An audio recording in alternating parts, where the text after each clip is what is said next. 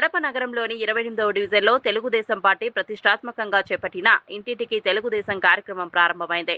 రాష్ట్ర ప్రభుత్వ whip Kadapa MLA Madhavi Reddy మార్గదర్శకంలో జోనల్ కోఆర్డినేటర్ శ్రీనివాసులరెడ్డి ఆదేశాల మేరకు డివిజన్ ఇన్ఛార్జ్ గాజులపల్లి రాఘవేంద్ర ఆధ్వర్యంలో ఈ కార్యక్రమం నిర్వహించారు. ఇంటింటికి వెళ్లిన నాయకులు కూటమి ప్రభుత్వం అమలు చేస్తున్న సంక్షేమ పథకాలు, అభివృద్ధి కార్యక్రమాలను ప్రజలకు వివరించారు. ప్రభుత్వ పథకాల లబ్ధి అందుతున్న తీరును తెలుసుకుంటూ ప్రజల అభిప్రాయాలను సేకరించారు.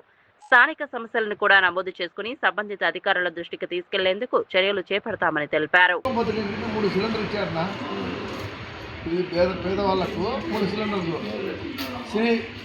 శ్రీశక్తి పథకము బస్సు ఫ్రీనా, లేడీస్ ఎక్కడైనా పోవచ్చు, ఎక్కడికైనా రావచ్చు.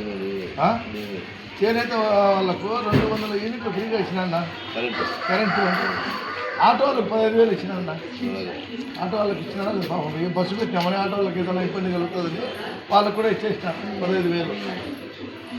అన్నదాత సుఖీభవ రైతులు కూడా ఇచ్చినా. అన్నా క్యాంటీన్ 5 రూపాయలకే పోయిందన్నా.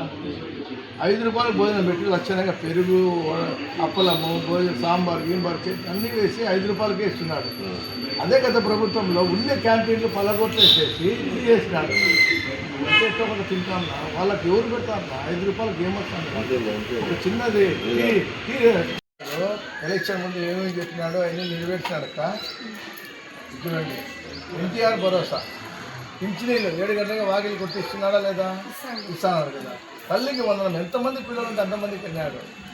అదే గత ప్రభుత్వం ఏం చెప్పినాడు ఆయన? పెద్ద ఆయన నేను ఇస్తాను అంతమంది అంటే ఎంతమందికి అన్నాడు. కానీ ఇచ్చింది ఏమి లే, ఒకరికే ఇచ్చినాడు. మాట తప్పినాడు కదా. ఈయన దీపం పథకం కింద 3 సిలిండర్లు ఇస్తానకైనా ఇస్తాడు కదా. ఈ చేనేత వర్గాలకు 200 యూనిట్లు పైకి ఫ్రీ ఇచ్చినాడు. ఆటో వాళ్ళకి 15,000 రూపాయలు ఇచ్చినాడు. ఈ బస్సులు వచ్చినాయి కదా, బస్సులు వచ్చే పాపం వాళ్ళకు ఇబ్బంది కలుగుతుంది, వాళ్ళకు కూడా 15,000 రూపాయలు ఇస్తాడు. తర్వాత వచ్చేసి అన్నదాత సుఖీభవ వాళ్ళకు ఒక 20,000 రూపాయలు ఇస్తాడు. వాళ్ళకు ఎందుకు అని వ్యవసాయం చేసుకునే వాళ్ళకు కూడా 20,000 ఇస్తున్నాడు. అన్నా క్యాంటీన్ 5 రూపాయలకి అన్నం, ఫస్ట్ క్లాస్ అయిన భోజనం. అన్నా క్యాంటీన్ భోజనాలు ఉండేదాన్ని తీసేసినాడు ఆయన. తీసేసి బిల్డింగ్లన్నీ పలకొట్టేసి బీద వాళ్ళకు కడుపు ఇస్తారు. అన్నా క్యాంటీన్ ఇది వచ్చేసి పేదలకు ఉద్యోగాలు ఇస్తాను, కార్మికులు ఉద్యోగాలు ఇస్తాను, అన్నీ వైద్యం అన్నీ ఉన్నాయి. చెప్పినటువంటి మాట నెరవేరుస్తున్నాడు. కడపలో ఎలా గలాటాలు లేవు, సైలెంట్గా పోతుంది కడప.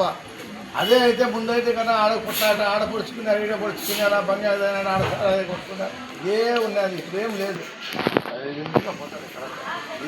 ఎలాంటి ఇబ్బంది లేకుండా పోతాను. కాబట్టి మళ్ళీ మనం ఈయన ఎన్నుకుంటేనే మనకు రాకుండా మళ్ళీ అవసరం పడాలా. కాబట్టి మీకు పెళ్లి చేస్తాను.